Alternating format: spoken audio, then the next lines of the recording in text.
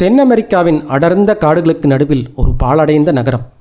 அங்கே செவ்விந்திய இன்கா இனத்தவர்களின் மறைந்திருக்கும் ஒரு தங்க சூரிய கோவில். அந்த கோவிலில் ஜூன் 21 நடக்கப் போகும் 2 இந்தியர்களின் இரத்தப் பலி. அதை தடுக்க துடிக்கும் ஒரு விசித்திரமான மரக்கட்டை. அங்கே நடந்த கடைசி பலி என்ன? பெருநாட்டு புதையலை தேடிச் சென்ற இந்திய பேராசிரியர் திடீரென ஊர் திரும்புகிறார். ஆனால் அவர் வந்ததிலிருந்து அவருக்கு நெருக்கமானவர்கள் ஒவ்வொருவராக பிணமாக விழுகிறார்கள். கொல்வது யார்? நிழலாய் துரத்தும் அந்த ஆப்பிரிக்க கொலையாளிகளுக்கும் உங்களுடனே வாழும் அந்த துரோகிக்கும் என்ன சம்பந்தம்? மரணத்தின் விளிம்பில் இருந்து ஆதித்யன் உடைத்த அந்த அதிர்ச்சியூட்டும் உண்மைகள் என்ன? கேட்க தயாராகுங்கள். கடைசி பலி. அத்தியாயம் 1. அந்த இருட்டு ராத்திரி நேரத்தில் திடீரென வானத்தில் அப்படி ஒரு வெளிச்சம் ஏன் வந்தது? அது கண்டிப்பாக மின்னல் கிடையாது. நீல நிற ரோஜாவின் இதழ்களில் படர்ந்திருப்பது போன்ற ஒரு விசித்திரமான நீல நிற ஒளிக்கீற்று அது. அடுத்த நாள் துப்பறியும் நிபுணர் ஆதித்யன் தன் உதவியாளனும் நண்பனுமான அருணுடன் இரவு உணவை சாப்பிட்டு கொண்டே இதை பற்றி பேசிக்கொண்டிருந்தார். அப்பொழுது இன்ஸ்பெக்டர் பதற்றத்துடன் அங்கு வந்து சேர்ந்தார். ராத்திரி 10 மணிக்கு அவர் அப்படி ஓடி வந்ததை பார்த்து ஆதித்யன் ஆச்சரியமடைந்தார். நாற்காலியில் அமர்ந்த இன்ஸ்பெக்டர் விரக்தியாக, பெரிய விபரீதம் நடந்துருச்சு ஆதித்யா.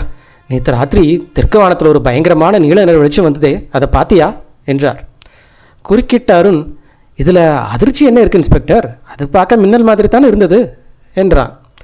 உன் மண்டை அப்படி இருக்கு என்று எரிச்சலடைந்த இன்ஸ்பெக்டர் ஆதித்யன் பக்கம் திரும்பி, நேற்று வந்த அந்த ஒளி இயல்பானது இல்லை. மல்லிகாபுரத்தில் மறுபடியும் ஒரு கொலை நடக்கும்னு அந்த வெளிச்சத்தை பார்த்ததுமே நான் கணிச்சேன்.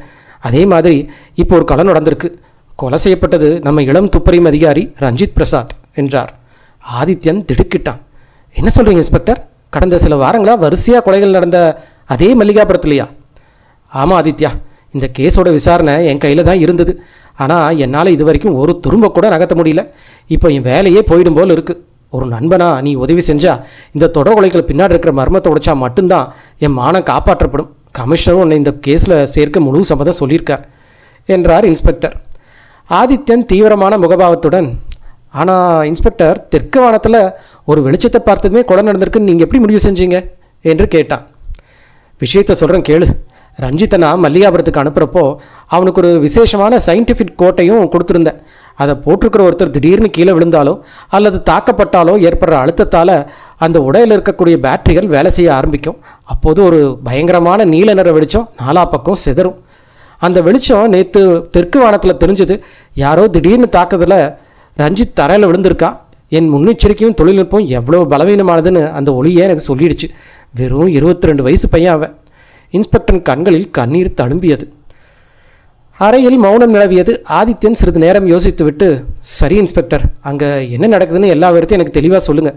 கொலைகள் எங்கே, எப்படி நடக்குது, இதுவரை எத்தனை கொலைகள் நடந்திருக்கு, பேப்பரில் வந்தது நான் பெருசாக கவனிக்கல என்றான். இன்ஸ்பெக்டரும், நான் எல்லாத்தையும் உனக்கு சுருக்கமாக சொல்கிறேன், கவனமாக கேளு என்று விவரிக்க தொடங்கினார். பிரபல தொல்பொருள் ஆராய்ச்சியாளர் பேராசிரியர் சதாசிவம் ஒரு மாதத்துக்கு முன்னாடி தென் அமெரிக்காவிலிருந்து ஊருக்கு திரும்பினார். அவர் வந்த 5வது நாளே அவரை பார்க்க மல்லிகாபுரம் வந்த அவருடைய நெருங்கிய நண்பர் விஸ்வநாதன் ரயில் நிலையத்திலேயே சதாசிவம் வீட்டுக்கு செல்லும் வழியிலேயே கொல்லப்பட்டார். போஸ்ட்மார்ட்டம் ரிப்போர்ட்டில் வீரியமான மூலிகை விஷத்தால் அவர் இறந்திருந்து தெரிய வந்தது. ஆனால் கொலையாளி யார், காரணம் என்னன்னு தெரியல. ஆதித்யன் சாய்வு நாற்காலியில் கண்ணை மூடிக்கொண்டு இதை கேட்டுக்கொண்டிருந்தார். இந்த சம்பவம் நடந்த 2 நாளில் சதாசிவத்தோட பரம்பரை வேலைக்காரர் ஒருத்தர் இதே முறையில் மர்மமாக கொலை செய்யப்பட்டார். அடுத்ததாக சதாசிவம் தன் உயிருக்கு ஆபத்து இருக்கிறதா தந்தி அனுப்புவதனால அவரை சந்திக்க சென்னையிலிருந்து வக்கீல் அருண் பிரகாஷ் மல்லிகாரோர் ரயில் நிலையத்துக்குள் நுழைஞ்சு ஃபர்ஸ்ட் கிளாஸ் பெட்டிக்குள்ளேயே பிணமாக கிடந்தார். அவருடைய பொருட்கள் சிதறி சதாசிவத்தோட சொத்து சம்பந்தப்பட்ட சில முக்கியமான ஆவணங்களும் காணாமல் போயிருந்தது. வரிசையாக கொலைகள் நடந்ததால் பயந்து போன சதாசிவம் போலீஸ் பாதுகாப்பு கேட்டார். அதனால தான் திறமையான துப்பறியும் அதிகாரி ரஞ்சித் பிரசாத்தை அனுப்பினோம். கடந்த சில நாட்களாக பயங்கரமான உருவம் கொண்ட ஆப்பிரிக்க நாட்டை சேர்ந்த ஒருத்தர் மல்லிகாபுரத்தில் சுற்றுறான்னு ரஞ்சித் ஒரு ரிப்போர்ட் அனுப்பியிருந்தார். ஆனால் அதுக்கு அடுத்த நாளே ரஞ்சித்தும் காட்டில் பிணமாக கிடக்கிறான். அவன் மரணத்திற்கும் அதே விஷயம்தான் காரணம். ஆதித்யன் நிமிர்ந்து உட்கார்ந்தான். வேறு தடயங்கள் எதுவும் கிடைக்கலையா என்று கேட்டான். ரஞ்சித்தோட உடலுக்கு பக்கத்தில் இருந்த மரத்தடியில் பாதி அளவு எரிஞ்ச சில சிகரெட் துண்டுகள் கிடச்சிது.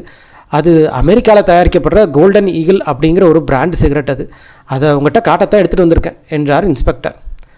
அமெரிக்காவில் சதாசிவத்துக்கு யாராவது எதிரிகள் இருந்தாங்களா என்று மறுபடியும் ஆதித்யன் கேட்டான். நான் கேட்டதுக்கு அமெரிக்க பழங்குடியினோட பண்டைய நாகரிகம் பற்றி ஆராய்ச்சி செய்ய போனதாகவும் தனக்கு எதிரிகள் யாரும் இல்லைன்னு சதாசிவம் கூறினார். ஆனால் ஆபத்துக்கு பயந்து அவர் உண்மையை மறைக்காருன்னு எனக்கு தோணுது. அவர் கல்யாணமே செஞ்சுக்கல, அவருக்கு இந்த உலகத்தில் சொந்தம்னு யாருமே இல்லை. ஆதித்யன் அடுத்ததும் கேட்டார், அமெரிக்காவுக்கு அவர் தனியாவா போனார்? இல்லை, சதாசிவம் கிளம்பும்போது அவருடைய நம்பிக்கையான வேலைக்காரர் சங்கர் மற்றும் இன்னொரு நபர் என 2 பேர் கூட போனாங்க. ஆனால் 1 வருஷம் கழித்து சதாசிவம் மட்டும் தனியாக இந்தியா திரும்பினார். அவங்கள பற்றி கேட்டால் கடவுள் அவங்களே அழைச்சிக்கிட்டார் என்று மட்டும் சுருக்கமாக சொல்கிறார். ஆதித்யன் ஆழமான யோசனைக்கு பிறகு சொன்னான், நிச்சயமாக இது சிக்கலான மர்மம் தான். இதுவரை நடந்த சம்பவங்களை பார்த்தா எதிரி அமெரிக்காவிலேருந்து தான் இங்கே வந்திருக்கான்னு புரியுது. ரஞ்சித் சொன்ன இந்த ஆப்பிரிக்க நபரும் இதை உறுதிப்படுத்துகிறான். சதாசிவம் பயந்து உண்மையை சொல்ல மறுத்தாலும் தந்திரமாக அவர்கிட்ட இருந்து ரகசியங்களை வரவழைக்கணும். அதுக்கு முன்னாடி நம்ம அடுத்த கட்ட நாடை பற்றி ஒரு சின்ன ஆலோசனை செய்யணும் என்றும் சொல்லலாம். அடுத்த அத்தியாயம் கேட்பதற்கு முன்பு நண்பர்களே, இந்த மாதிரி ஒரு 1 மணி நேர தமிழ் ஆடியோ புக் வீடியோவை உருவாக்க எனக்கு குறைந்தது 4 நாட்கள் ஆகும். கதையை தேர்வு செய்து வாசிப்பது, ஒலியை சுத்தம் செய்வது, தேவையான எல்லா படங்களையும் உருவாக்கி அனிமேஷனாக மாற்றுவது, முழு video editing, thumbnail, title, description, tags இவை அனைத்தையும் நான் ஒரே ஒரு நபராக செய்து வருகிறேன். இந்த உழைப்பை நீங்கள் மதித்து எனக்கு தொடர்ந்து ஆதரவு தர விரும்பினால் தயவு செய்து இந்த சேனலை சப்ஸ்கிரைப் பண்ணுங்கள், வீடியோவுக்கு லைக் போடுங்க, உங்கள் பாசிட்டிவ் கருத்துக்களை கமெண்ட்ஸில் சொல்லுங்கள் மற்றும் உங்கள் நண்பர்களோட ஷேர் பண்ணுங்கள். உங்கள் ஒவ்வொரு ஆதரவும் எனக்கு மிகப்பெரிய ஊக்கமாக இருக்கும். மிக்க நன்றி. வாருங்கள் அடுத்த அத்தியாயத்தை தொடருவோம். அத்தியாயம் 2. அதிகாலை 5 மணிக்கு மல்லிகாபுரம் ஸ்டேஷனுக்கு ஒரு ரயில் வந்து நின்றது. அதன் பொதுப்பெட்டியிலிருந்து 2 பேர் கீழே இறங்கினார்கள். அழுக்கு துணியும் தோற்றமும் அவர்களை ஏதோ கூலி வேலை செய்யும் பராரிகள் போல காட்டியது. அவர்கள் வேறு யாருமல்ல, மாறுவேடத்தில் இருந்த ஆதித்யனும் இன்ஸ்பெக்டரும் தான். ஸ்டேஷன் மாஸ்டரும் டிக்கெட்டை கொடுத்துவிட்டு பிளாட்பார்ட்டை விட்டு வெளியே வந்தனர். ஆதித்யன் மெதுவாக, இங்கிருந்து ரஞ்சித் பிரசாத் உடல் கிடைக்கிற காட்டுப்பகுதி எவ்வளோ தூரம் என்று கேட்டான். இன்ஸ்பெக்டர் சுட்டும் முட்டும் பார்த்துவிட்டு, குறைஞ்சது 1 மைல் தூரம் இருக்கும், ஒரு ஆட்டோ பிடிச்சிக்கலாமா என்று கேட்டார். ஆதித்யன் பதறிப்போய், விபரீதமாயிடும் இன்ஸ்பெக்டர், நம்ம இப்போது ஏழை கூலிகள், நமக்கு எதுக்கு ஆட்டோ? நம்ம அவ்வளோ பெரிய குற்றவாளிகள் எதுக்கு போகிறோம் அப்படிங்கிறத மறந்துட்டிங்களா? நம்ம செய்கிற ஒரு சின்ன தப்பு கூட நம்ம அசல் முகத்தை காட்டி கொடுத்துரும், அப்புறம் நம்மளை லட்சியமே வீணாயிடும் என்றான். நீ சொல்கிறது சரிதான் ஆதித்யா, நான் அந்தளவுக்கு யோசிக்கல என்று ஒப்புக்கொண்ட இன்ஸ்பெக்டர் அவனுடன் நடக்கத் தொடங்கினார். அதிகாலம் நேரம் என்பதால் ரோட்டில் ஆள் நடமாட்டமே இல்லை. காட்டின் எல்லையிலிருந்து ஒரு பெரிய ஆலமரத்தை காட்டி இன்ஸ்பெக்டர் சொன்னார், சரியா இந்த இடத்துல தான் ரஞ்சித்தோட பிணத்தை பார்த்தோம். காலையில் விறகெடுக்க வந்த ஒரு ஏழை விவசாயி தான் இதை பார்த்துட்டு போலீஸுக்கு சொன்னான். ஆதித்யன் இந்த இடத்தை ஆராய்ந்தபடி, நீங்கள் சொன்ன அந்த கலைஞ்சு போன கால் தடங்கள் எங்கே இருந்துச்சு என்று கேட்டான். இன்ஸ்பெக்டர் இடத்தை காட்டி, இங்கே தான் தெரிஞ்சுது, ஆனால் இப்போது மழையினாலும் ஜனங்க நடமாட்டத்தாலும் அழிஞ்சிருச்சு என்று பதில் சொன்னார். ஆதித்யன் எதுவும் பேசாமல் கீழே குனிந்து மண்ணை பார்த்தவாறே நகர்ந்தான். அப்போது தரையில் சேறு அழுக்கு படிந்த ஒரு காகிதத்துண்டு அவன் கண்ணில் பட்டது. அதில் அச்சு எழுத்துக்கள் இருந்தன. ஆனால் மழையினால் எதுவும் புரியவில்லை. அதை ஜாக்கிரதையாக எடுத்து தன் பேக்கெட்டில் வைத்து கொண்டான். அடுத்தது அந்த பழமையான ஆலமரத்தடியில் நின்ற ஆதித்யன் அங்கிருந்த மண்ணையும் வானத்தையும் பார்த்தான். பிறகு அங்கு சிதறி கிடந்த சில தீக்குச்சிகளை பொறுக்கிக் கொண்டே கேட்டான், இன்ஸ்பெக்டர், அன்னைக்கு மொத்தம் எத்தனை சிகரெட் துண்டுகள் எடுத்தீங்க? மொத்தம் 6 துண்டுகள் ஆதித்யா. ஒரு சிகரெட் குடிக்க 5 முதல் 8 நிமிஷம் ஆகலாம். அப்படின்னா யாரோ ஒருத்தர் இந்த ஆலமரத்திட்டில் 3/4 மணி நேரம் வரைக்கும் காத்துக்கிட்டு இருந்திருக்காங்க. அன்றைக்கி காற்று வேகமாக அடித்ததுனால அந்த மர்ம நபர் வெறும் 6 சிகரெட் பற்ற வைக்க 20க்கு மேலே தீக்குச்சிகளை செலவு பண்ணியிருக்கான். ஆனால் ஒரு முக்கியமான கேள்வி, அவ்வளோ பெரிய இடி மின்னலோட மழை பெஞ்ச அந்த ராத்திரியில் ரஞ்சித் பிரசாத் எதுக்காக இந்த தனிமையான காட்டுப்பகுதிக்கு வரணும்? இதனால் ரஞ்சித் இங்கே வச்சு அவனை கொல்லப்படலை, அவனை வேறு எங்கேயோ கொலை பண்ணி பிணத்தை இங்கே கொண்டு வந்து போட்டிருக்காங்க என்றான். இன்ஸ்பெக்டர் ஆச்சரியத்துடன், உன் வாதத்தில் நியாயம் இருக்குது, நான் இதை யோசிக்கவே இல்லை என்று சொல்லி கொண்டு இருக்கும்போதே திடீரென ஆதித்யனை பலமாக பின்னுக்கு இழுத்தார். ஆதித்யா, தள்ளிவா, சீக்கிரம் தள்ளிவா. அடுத்த கணமே மாடு மேய்க்கும் பையன் ஒருவன் துரத்தி வந்த வெறி பிடித்த எருமை மாடு ஒன்று இவர்களை நோக்கி சீறி பாய்ந்து கொண்டு வந்தது. அது தற்செயலான விபத்து இல்லை. அந்த பையன் வேண்டுமென்றே மாட்டை திருப்பி இவர்கள் மேல் ஏவி விடுவது தெரிந்தது. மாடு கொம்பை தாழ்த்தி கொண்டு பயங்கரமாக நெருங்கி வர வேறு வழியின்றி இன்ஸ்பெக்டர் தன் துப்பாக்கி எடுத்து அதன் காலை நோக்கி சுட்டார். அடிபட்ட மாடு கத்திக்கொண்டே தரையில் உருண்டது. துப்பாக்கி சத்தம் கேட்டதும் அதிர்ச்சி அடைந்த அந்த பையன் தலை தெறிக்க காட்டுக்குள் ஓடினான். இன்ஸ்பெக்டர் அவனை துரத்த முயன்ற போது புதருக்கு பின்னாலிருந்து 2 முறை வேறொரு துப்பாக்கியின் சத்தம் கேட்டது. இன்ஸ்பெக்டர், அவனை விட்டுடுங்க, பின்னாடி போகாதீங்க என்று கத்தினான் ஆதித்யா. இன்ஸ்பெக்டர் திரும்பி வந்து, என்ன நடக்குதுங்க ஆதித்யா, எனக்கு எதுவும் புரியலையே என்றார். ஆதித்யன் மெதுவாக சிரித்தான். நம்ம பராரிய வேஷத்தில் இருந்தாலும் நம்மகிட்ட இருந்து துப்பாக்கி வெளியே வந்துருச்சு.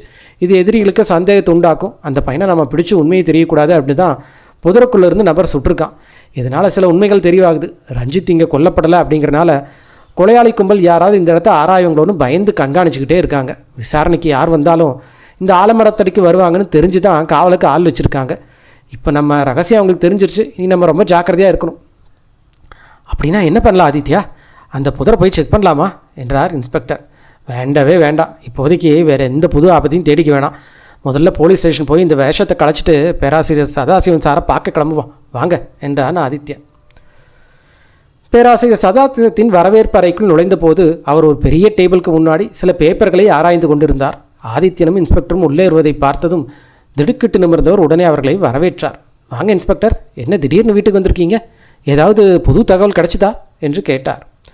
இன்ஸ்பெக்டர், புதுசாக எதுவும் இல்லை சதாசிவன் சார். கொலையாளிகளை கண்டிப்பாக பிடிபடுவாங்க, நீங்கள் கவலையே படாமல் இருங்க என்றார். சதாசிவன் சாரின் முகத்தில் அவநம்பிக்கையான சிரிப்புத்தான் வந்தது. எப்படி என்னால் நிம்மதியாக இருக்க முடியும்? வரிசையாக இவ்வளோ பேர் இறந்துட்டாங்க. அடுத்தது என்னோடய முறை வந்தாலும் வரும். சாகிறதுக்கு எனக்கு பயம் இல்லை. ஆனால் என் ஆராய்ச்சியை முழுசாக முடிக்காமல் போயிடுவோங்கிறது தான் என் வருத்தம். சரி, நீங்கள் இவ்வளோ அவசரமாக வந்ததுக்கு என்ன காரணம்? ரஞ்சித் பிரசாத்துக்கு பதிலாக இனிமேல் இங்கே நடக்கிற விஷயங்களை கவனிக்கிறதுக்கு ஹெட் குவார்ட்டர்ஸ்லேருந்து இவரை தான் நியமிச்சிருக்காங்க என்று ஆதித்யனையை அறிமுகப்படுத்தினார் இன்ஸ்பெக்டர். சதாசிவம் கொஞ்சம் வருத்தமாக, ரொம்ப நல்லது. ஆனால் மல்லிகாபுரத்தில் ஒரு பயங்கரமான ஆப்பிரிக்காவில் ரஞ்சித் கண்டுபிடிச்சதா சொன்னீங்களே, அவன் யாருன்னு ஏதாவது தெரிஞ்சுதா என்று கேட்டார். அமைதியாக இருந்த ஆதித்தன் இப்பொழுது குறுக்கிட்டு, ரஞ்சித் பிரசாத் அந்த ஆப்பிரிக்க நபரை பற்றி ரிப்போர்ட் அனுப்புகிற அடுத்த நாளே இறந்துட்டார். அமெரிக்காவில் உங்களுக்கு யாராவது எதிரி இருந்தாங்களா? ஏன்னா அந்த ஆப்பிரிக்காவில் அமெரிக்காவிலேருந்து யாரோ ஒருத்தரோட கட்டளைப்படி தான் இங்கே வந்திருக்கணும்னு போலீஸ் சந்தேகப்படுது என்று பதில் சொன்னான். சதாசிவம் உறுதியாக, இல்லை, அமெரிக்காவில் எனக்கு யாரும் எதிரிகள் இல்லை, என் ஆராய்ச்சியில் யாருக்கு எந்த நஷ்டம் இல்லையே என்றார். ஆதித்யனும் விடாமல், நீங்கள் அமெரிக்காவுக்கு போனப்போ உங்கள் கூட இன்னும் 2 பேர் இருந்தாங்களேன்னு கேள்விப்பட்டேன். அவங்க யார்? இந்த மர்மத்தை உடைக்க உங்களோட உதவி எனக்கு ரொம்ப முக்கியம். சதாசிவம் சீரியஸாக, அந்த துரோகிகளுக்கு தண்டனை கிடைக்கணும்னு தான் நானும் ஆசைப்பட்றேன். ஆனால் என் ஆராய்ச்சி சம்மந்தப்பட்ட தகவல்கள் இப்போதைக்கு வெளியே சொல்ல முடியாது.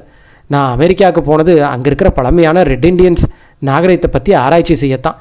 அந்த பயணத்தில் என் கூட வேலைக்காரர் சங்கரும் என் உதவியாளர் அன்பரசும் வந்தாங்க. அவங்க இன்னும் அமெரிக்காவில் தான் இருக்காங்களா? சதாசிவம் குரலில் வேதனை கசிந்தது. ஆமாம், ஆனால் சில சூழ்நிலைகளால் நாங்கள் ரொம்ப நாளைக்கு முன்னாடியே பிரிஞ்சிட்டோம். அவங்க இப்போ எங்கே எப்படி இருக்காங்கன்னு சொல்ல முடியாது. கடவுள் அவங்களை இப்போ கூப்பிட்டுருந்தா கூட அது அவங்களுக்கு ஒரு சுகமாக தான் இருக்கும். தயவு செஞ்சு இதுக்கு மேலே என்ன கேட்காதீங்க. அவர் ஏதோ பெரிய ரகசியத்தை மறைப்பது புரிந்தது. ஆதித்யனும், நீங்கள் ஏன் திடீர்னு இந்தியா வந்தீங்க என கேட்க, ஆராய்ச்சிக்கு நிறைய பணம் தேவைப்பட்டது, அதை ஏற்பாடு செய்யத்தான் இந்தியா வந்தேன். ஆனால் வந்த உடனே இந்த மர்ம வலைக்குள்ளே சிக்கிட்டேன் என்றார் சதாசிவம்.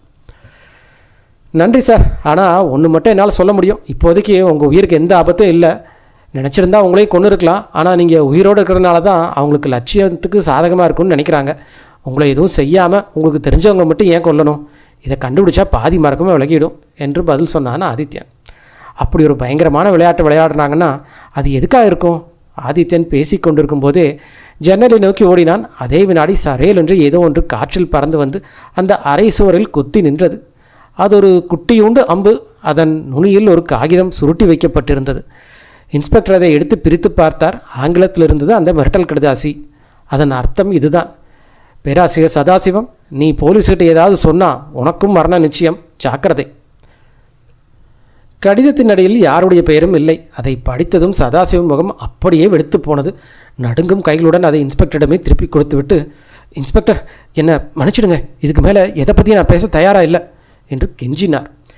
ஆதித்யனும், நிலைமை இப்போ ரொம்ப சிக்கலாயிடுச்சு, உங்களை பாதுகாக்கிறதா எங்களோட முதல் வேலை. இப்போதைக்கு உங்கள்கிட்ட எதுவும் பேசுகிறதும் சரியாக இருக்காது, நாங்கள் கிளம்புறோம் என்று சொல்லிவிட்டு இன்ஸ்பெக்டருடன் வெளியே வந்தான். வழியில் இன்ஸ்பெக்டர் கேட்டார், இப்போது அடுத்ததாக நம்ம என்ன பண்ண போகிறோம்? சென்னைக்கு போன உடனே முதல் வக்கீல் அருண் பிரசாதோட வீட்டுக்கும் அப்புறம் சதாசிவம் சாரோட நண்பர் விஸ்வநாதன் வீட்டுக்கும் போகணும் என்று ஆதித்யன் சொல்லிக்கொண்டே நடந்தான். அத்தியாயம் 3. ஆதித்யன் தன் லேபில் தீவிரமாக வேலை செய்து கொண்டிருப்பதை பார்த்த அருண், என்ன ஆதித்யா, மல்லிகாபுரத்துலேருந்து வந்த நேரத்திலேயே லேப்லேயே கிடக்கிற, உன் பையனை வீண் போகலை அப்படின்னு நினைக்கிறேன் என்றான். ஆதித்யன் மைக்ரோஸ்கோப் வழியாக ஒரு அழுக்கான காகிதத்துண்டை ஆராய்ந்தபடியே, நம்ம அங்கே போனது வீண் போகல அருண், எதிரி ரொம்ப புத்திசாலியாக இருக்கான். இருந்தாலும் அங்கே கிடைச்ச தடயங்கள் ஏதோ ஒரு பெரிய உண்மையை சொல்ல போகுது.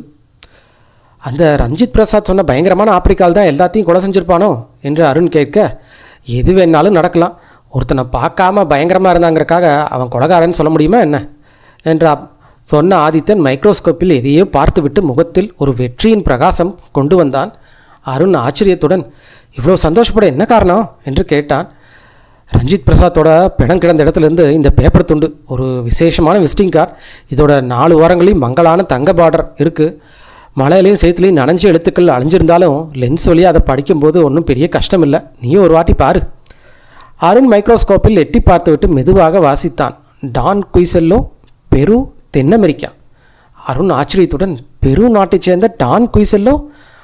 ஆனால் அவர் பெயர் அமெரிக்க பெயர் மாதிரி இல்லையே என்று கேட்க, ஆதித்யன் அதற்கு, அவர் இப்போது பெருநாட்டில் தங்கியிருந்தாலும் பிறப்பால் ஒரு ஸ்பெயின் நாட்டுக்காரர்.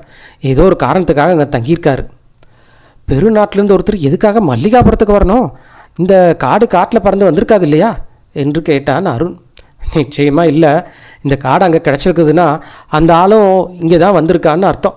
இன்ஸ்பெக்டர் ஆலமரத்திலிருந்து எடுத்த கோல்டன் ஈகிள் சிகரெட் துண்டுகள் பெருநாட்டில் கிடைக்கிற விலை உயர்ந்த பிராண்டு. அப்படின்னா பெருநாட்டிலேருந்து வந்த அந்த டான் குய்செல்லோ தான் அன்னைக்கு ராத்திரி காட்டில் யாருக்கோ காத்துக்கிட்டு சிகரெட் குடிச்சிருக்கார்.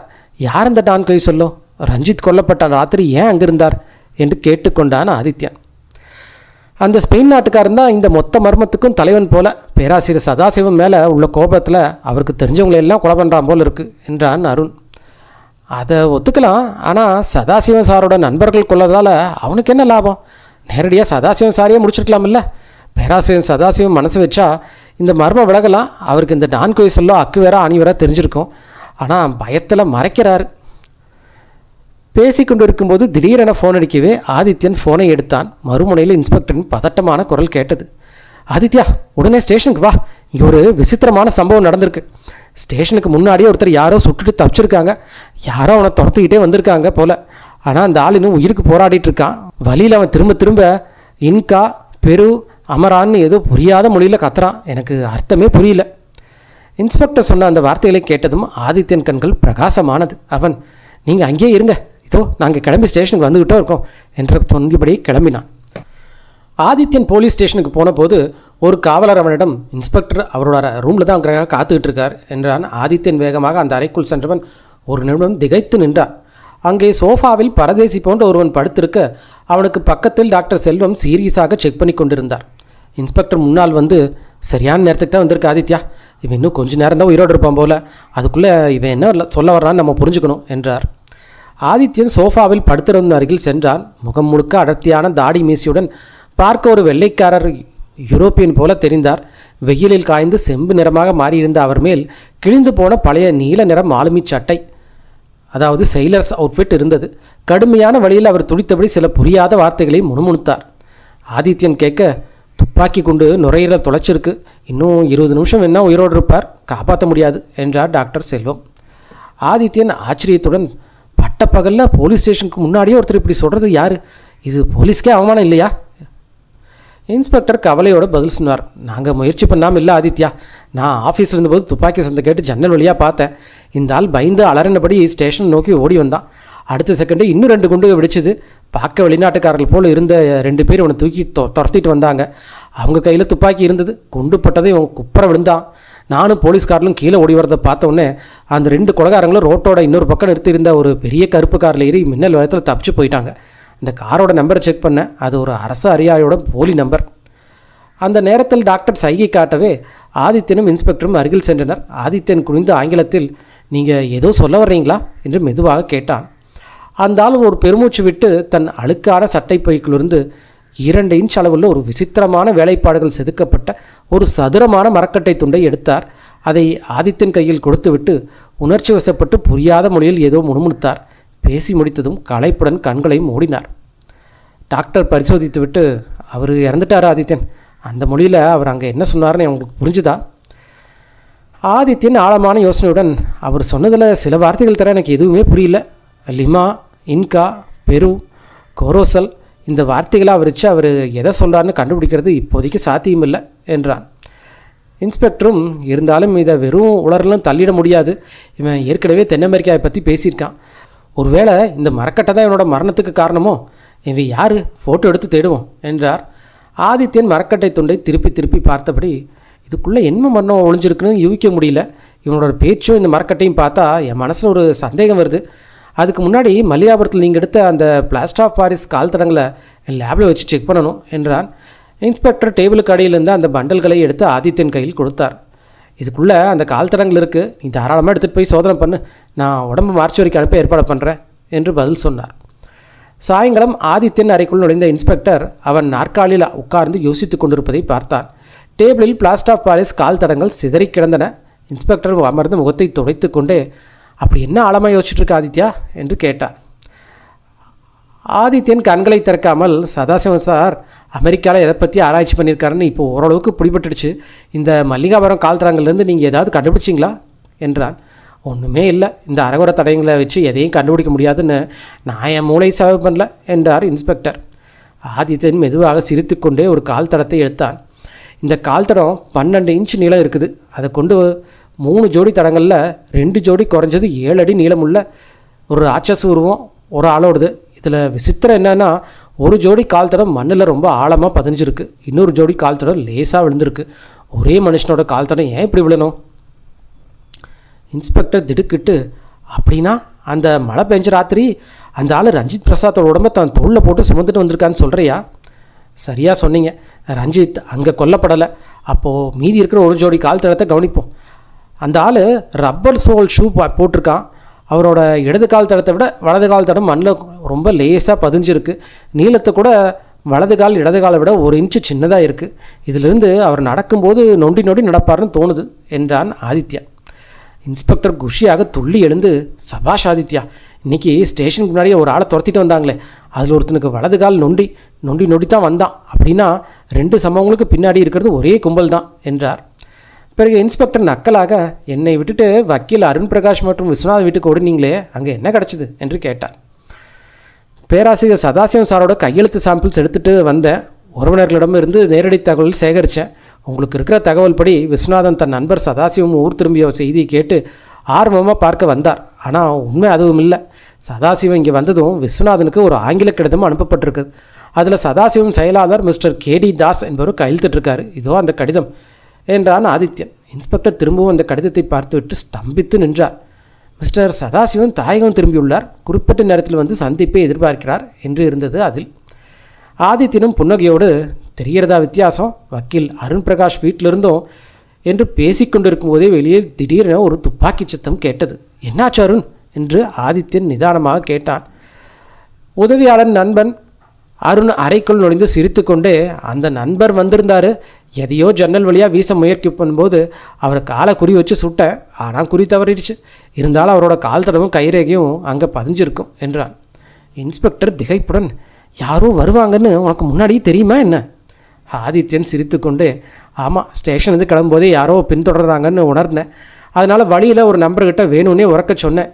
இன்றைக்கி சாயந்தரம் மல்லிகாபுரம் கால் தடயங்களை வச்சு ஆராய்ச்சி செய்ய போகிறேன், அது ஒரு பெரிய மர்மம் இருக்குது அப்படின்னு. அந்த தடயங்களை அழிக்க யாராவது நிச்சயம் வருவாங்கன்னு எனக்கு தெரியும். அதனால தான் ஜன்னலுக்கு கீழே பிளாஸ்டர் ஆஃப் பாரிஸை கலவையை தயார் செஞ்சு ஊற்றி வச்சுருந்தேன். மர்ம நபர் கால் தடயங்களை அழிக்க வந்து இப்போ தன்னோட புதிய கால் தடயத்தையும் கைரேகையத்தையும் தெளிவாக கொடுத்துட்டு போயிருக்கார். இன்ஸ்பெக்டர் வியப்பில் உறைந்து போனார். அத்தியாயம் 4. மறுநாள் காலை 9 மணி. ஆதித்யன் தனது வரவேற்பறையில் செய்தித்தாள்களை படித்து கொண்டிருந்தான். அவனுக்கு பக்கத்தில் அருண் ஜன்னல் வழியாக சாலையை பார்த்தபடி தேநீர் குடித்து கொண்டிருந்தான். அருண் கேட்டான், மல்லிகாபுரம் மரத்தில் அடுத்த கட்டம் என்ன ஆதித்யா? செய்தித்தாள்களிலிருந்து கண்களை எடுக்காமல் ஆதித்யன் சொன்னான். விசாரணையில் முன்னேற்றம் இருக்குது. மல்லிகாபுரம் சம்பவங்களுக்கும் ஸ்டேஷனுக்கு முன்னாடி இருந்த கொலைக்கும் பலமான தொடர்பு இருக்குது. இன்ஸ்பெக்டர் அந்த அடையாளம் தெரியாத நபரோட புகைப்படத்தை பேப்பரில் போட்டு அடையாளம் காட்டுபவர்களுக்கு பரிசாக அறிவித்திருக்காரு. அப்பொழுது வராண்டாவில் பூட் சத்தம் கேட்டது. ஆதித்யன் உடனே, இன்ஸ்பெக்டர் வர்றாரு, ஏதோ ஒரு பெரிய செய்தியோட ரொம்ப உற்சாகமாக வர்றாருன்னு தோணுது. ஆதித்யன் சொல்லி முடிப்பதற்குள் இன்ஸ்பெக்டர் அறைக்குள் நுழைந்தார். அவருக்கு பின்னால் ஒல்லியாகவும் உயரமாகவும் இருந்த ஒரு இளைஞன் வந்தார். ஆதித்யன் அவர்களை அமரச் சொல்லிவிட்டு அருணிடம் விருந்தினர்களுக்கு தேநீரும் பலகாரமும் கொண்டு வர சொன்னான். பிறகு இன்ஸ்பெக்டரை பார்த்து, என்ன விஷயம், இவ்வளோ அவசரமாக வந்திருக்கீங்க? ஒரு நல்ல செய்தி. என்னோட வந்திருக்கிற இந்த இளைஞர் உயிரிழந்த அந்த நபரை பற்றி புகைப்படத்தை பார்த்து அடையாளம் சொன்னார். சுமார் 6 மாதத்துக்கு முன்னாடி அவரோட நண்பர் அன்பரசு அவருக்கு ஒரு கடிதம் எழுதியிருந்தாராம் என்றார்.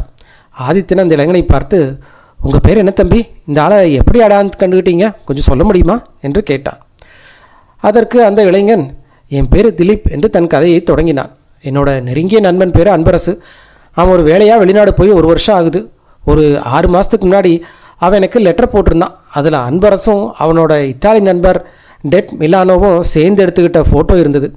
நேற்று பேப்பரில் அந்த ஃபோட்டோவை பார்த்ததும் அன்பரசு அனுப்புகிற ஃபோட்டோவை பார்த்து ஒப்பிட்டு பார்த்தேன். இறந்து போனது அந்த டெட் மிலானோ தான் 100% உறுதியாக தெரிஞ்சுது. என் நண்பனின் உயிர் நண்பன் எதுக்காக நம்ம ஊருக்கு வரணும்? அவரை ஏன் சுட்டுக் கொல்லணும்? கடந்த 3 மாதமாக அன்பரசுகிட்ட இருந்து எந்த ஒரு தகவலும் வரல. ஆதித்யன் ஆழ்ந்து கேட்டுவிட்டு, உங்கள் நண்பர் அன்பரசு எதுக்காக வெளிநாடு போனார்? அந்த டெட் மிலானோவுக்கும் அவருக்கும் என்ன சம்மந்தம் என்று கேட்டான். அன்பரசும் நானும் சென்னை மியூசியத்தில் தொல்பொருள் ஆராய்ச்சியாளர் டாக்டர் ஜான் கர்டிஸ் கிட்ட உதவியாளராக வேலை செஞ்சுக்கிட்டு இருந்தோம். அப்போ அன்பரசு 6 மாதம் லீவ் எடுத்துக்கிட்டு பிரபல ஆராய்ச்சியாளர் பேராசிரியர் சதாசிவம் கூட உதவியாளராக பெரு நாட்டுக்கு போனான். அங்கே இருக்கிற பழங்கால நாகரிகத்தை பற்றி ஆராய்ச்சி செய்யும்போதாக கேள்விப்பட்டேன். இன்ஸ்பெக்டர் குறுக்கிட்டு, அவன் எழுதின லெட்டர் உங்ககிட்ட ஏதாவது இருக்கா என்று கேட்க, இல்லை பத்திரப்படுத்தலை, ஆனால் இந்த ஃபோட்டோ இருக்குது என்று திலீப் தன் பேக்கெட்டிலிருந்து ஒரு ஃபோட்டோவை எடுத்து ஆதித்யனிடம் கொடுத்தான். ஆதித்யன் அதை உற்று பார்த்து விட்டு, நீங்கள் சொல்கிறது சரிதான் திலீப், இந்த ஃபோட்டோவை நான் கொஞ்சம் வச்சுக்கலாமா என்றான். திலீப்பும் சம்மதித்தான். இன்ஸ்பெக்டர் உடனே, பேராசிரியர் சதாசிவம் இந்தியாவுக்கு திரும்பி வந்துட்டார்னு உங்களுக்கு தெரியுமா என்று கேட்டான். தெரியும் சார், என் நண்பனை பற்றி கேட்குறதுக்கு நான் மல்லிகார்த்துக்கே அவரை பார்க்க போனேன். ஆனால் அவர் அன்பரசு இப்போ ஒரு முக்கியமான ஆராய்ச்சியில் இருக்கான், கடிதம் எழுதக்கூட நேரம் இல்லைன்னு சொல்லிட்டார். நம்ம இப்போ பண்ண போகிற கண்டுபிடிப்பு உலகத்திலேயே சிறந்ததாக இருக்கும், ஆனால் அதை வெளியே சொன்னால் உயிருக்கே ஆபத்து வரலான்னு சொல்லி முடிச்சிட்டார் என்றான் திலீப். இன்ஸ்பெக்டர் ஒரு எரிச்சலோடு, இந்த மனுஷனுக்கு ரொம்ப தான் திமிரு, எப்போ பார்த்தாலும் ஆபத்து ஆபத்துன்னு ஒரே பாட்டாக பாடிட்டுருக்காரு என்று புலம்பினார். சிறிது நேரத்துக்கு பிறகு ஆதித்யன் சென்னை மியூசியத்தின் தொல்பொருள் துறைவர் டாக்டர் ஜான் கர்டிஸை சந்திக்க போனான்.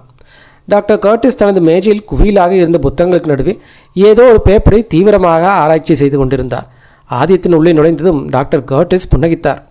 ஆதித்யா, அந்த மர்மமான மரக்கட்டை துண்டை ரொம்ப பழமையானதுங்கிற மட்டும் இல்லாமல் அதுக்கு பின்னாடி ஒரு பெரிய ரகசியமே இருக்குது. அது அமெரிக்காவோட ஒரு பண்டைய நாகரிகத்தோட சாவி. அதில் இருக்கிற டிசைன் இல்லை, அது ஆய்மாரன் அப்படிங்கிற மிக பழமையான மொழி என்றார். ஆதித்யன் வியப்புடன், அந்த மொழியில் எழுதியிருக்கிறதோட முழு அர்த்தம் உங்களுக்கு புரிஞ்சுதா சார் என்று கேட்டான். டாக்டர் கர்டிஸ், ஓரளவுக்கு புரிஞ்சுது ஆதித்யா. பெரு நாட்டில் ஆய்மாரா குயிச்சுவா அப்படின்னு 2 பழங்குடி பிரிவுகள் இருக்குது. இந்த ஆய்மாரா இனத்தவங்க ரொம்ப ஆக்ரோஷமான போர் வீரர்கள். இவங்களுக்கும் பழங்கால இன்கா நாகரிகத்துக்கும் நிறைய தொடர்பு இருக்குது. இன்காக்கள் சூரியனை தெய்வமாக கும்பிட்றவங்க. இந்த மரக்கட்டையிலையும் சூரியனோட அடையாளம் தான் இருக்குது. இதில் ஏதோ ரகசிய சூரிய கோவில் இருக்கிற இடத்த சொல்லுது என்றார். தொடர்ந்து 1933 ஸ்பெயின் நாட்டுக்காரங்க பெரு நாட்டை தாக்கி தலைநகரை கைப்பற்றி லைமாங்கர் நகரத்தை உருவாக்குனாங்க. இன்கா அரசன் கொல்லப்பட்டதுக்கு அப்புறமா சூரிய கோயிலோட தலைமை பூசாரி தலைமையில் மிச்சம் இருந்தவங்களை தப்பிச்சு போய் அடர்ந்த காட்டுக்குள்ளே கோரசல் அப்படிங்கிற ஒரு புது நகரத்தை உருவாக்குனாங்க. காலப்போக்கில் அது ஒரு பாழடைந்த நகரமாக அழிஞ்சு போச்சு.